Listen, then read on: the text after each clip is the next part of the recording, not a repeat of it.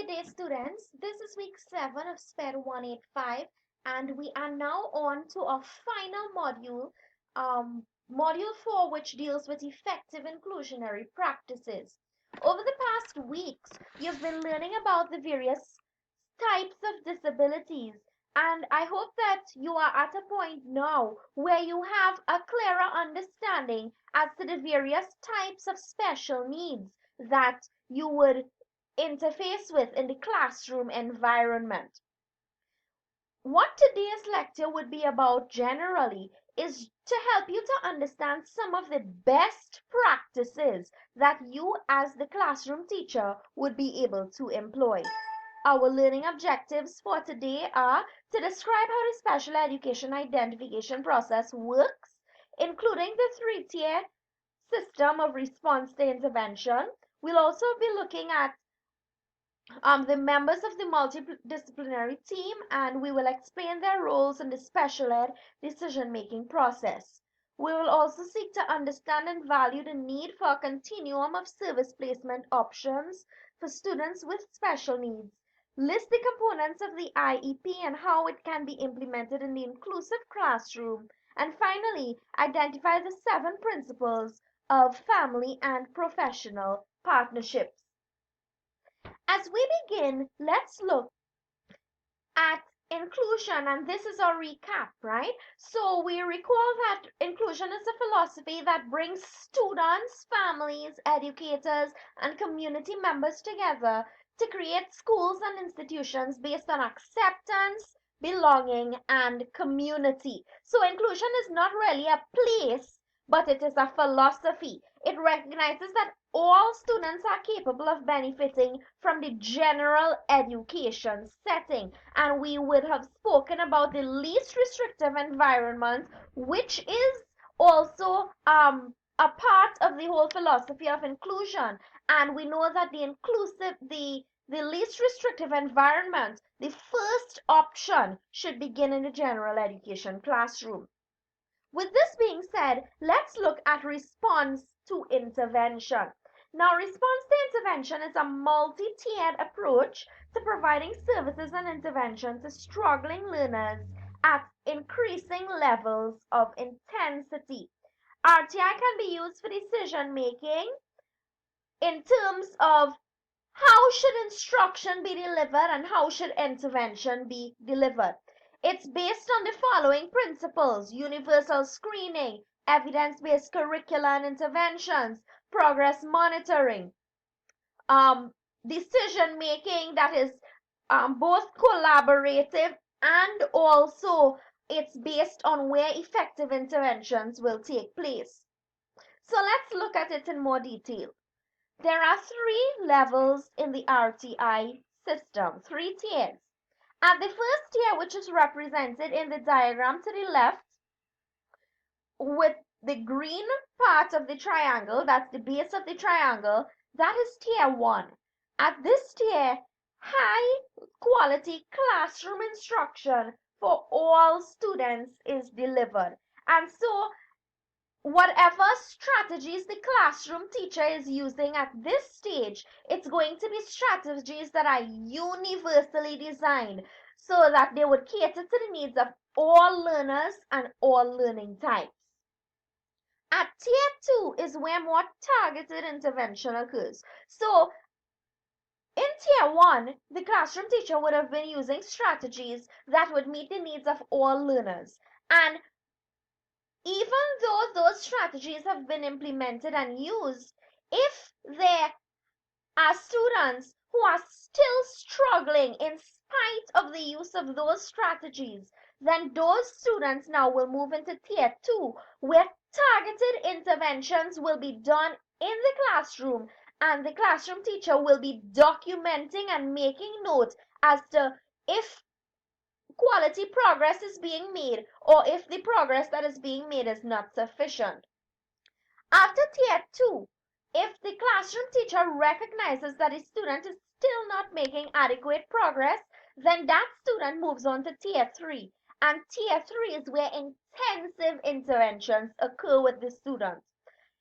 In tier 3, you can have one-on-one sessions, whereas in tier 2, you might do small group settings. In tier 3, the student would have pull-out one-on-one sessions.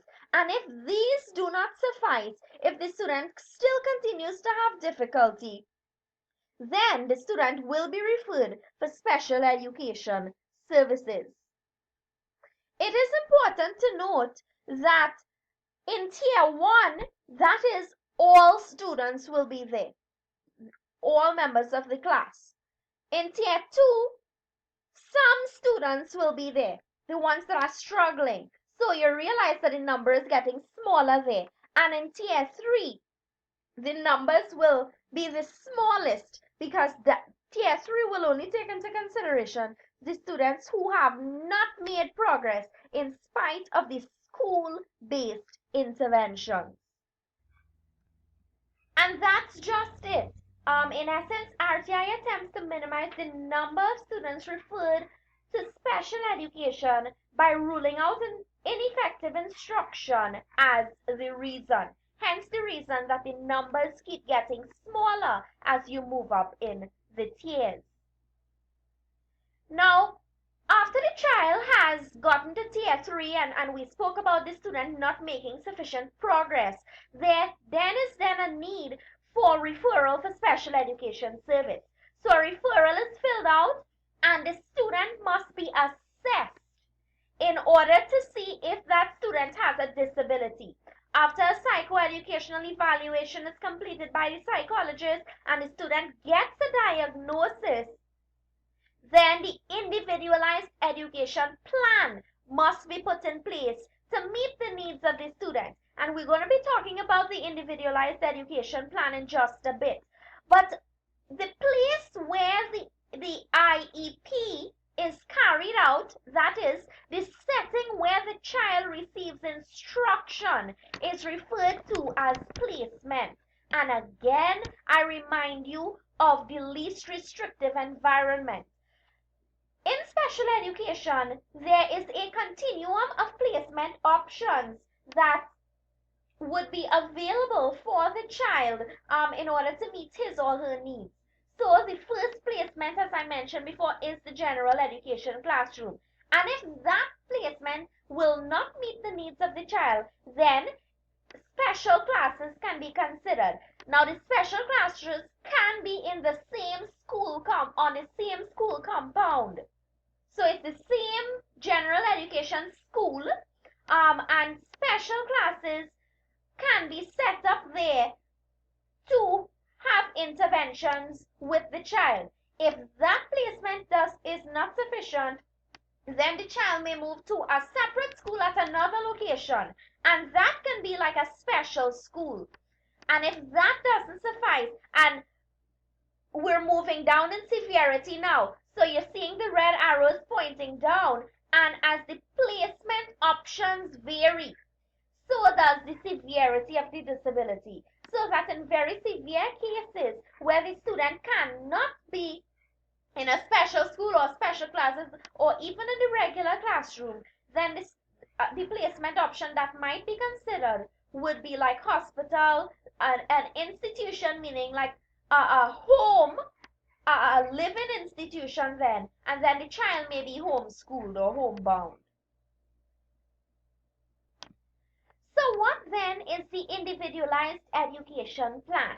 Well, once a student is deemed eligible for special ed services after a diagnosis has been given, and the diagnosis can only be given after an assessment is done.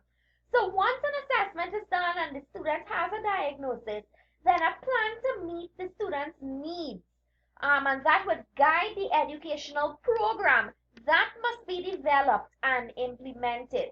So in short, the IEP is a document that spells out the child's learning needs and services that the school would provide and how progress will be measured. The components of the IEP are as follows.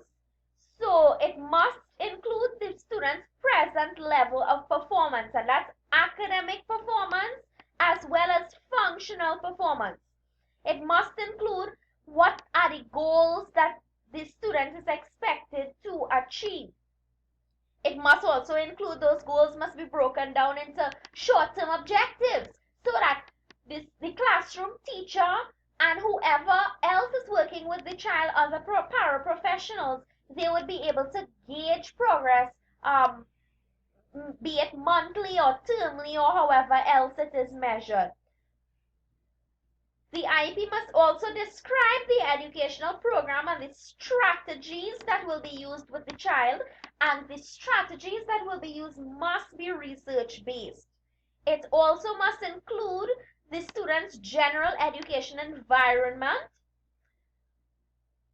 or if the student will not be in the general ed setting, then it must state which of the placement options the student must be in. However, we must bear in mind that the environment must be least restrictive. The IEP must also include a statement of how the child's disability affects their involvement and progress in the general education curriculum, an explanation,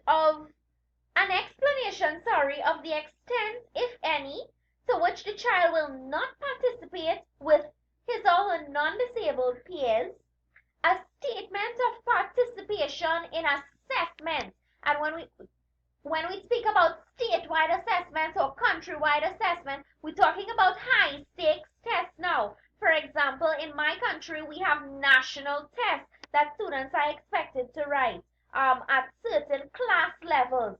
Then at the end of their primary school experience, they have to write another test to gain entry into secondary school. So these are the tests that I'm referring to, the assessments.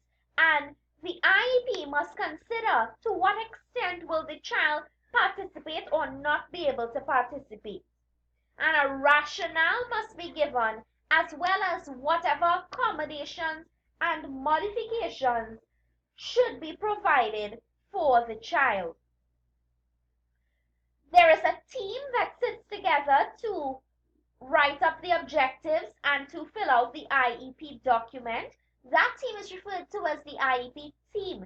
So it's not done in isolation. There's not only one person, and there are a number of persons who sit on this team, like the psychologist, whatever therapist needs to be involved, the special education teacher, the general education teacher, a representative from the school. In most cases, it's the principal, as well as the parents and the child when necessary.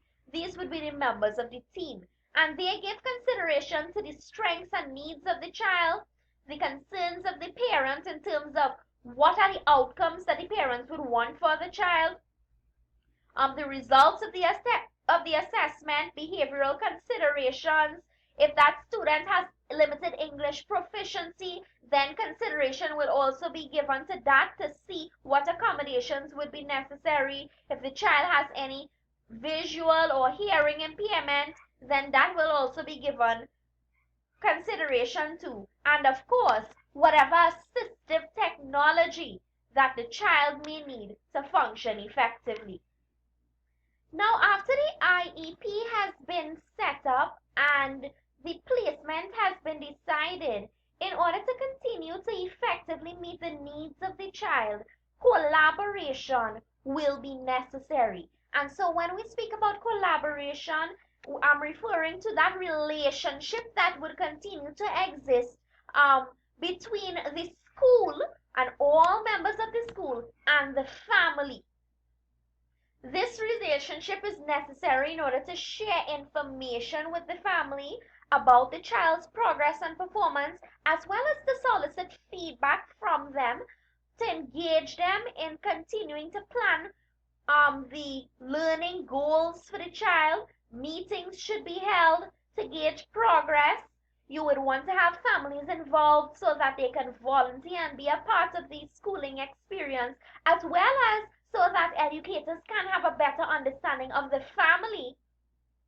Provide them with information and resources to help the child to be able to complete assigned tasks like homework, and also to solicit information.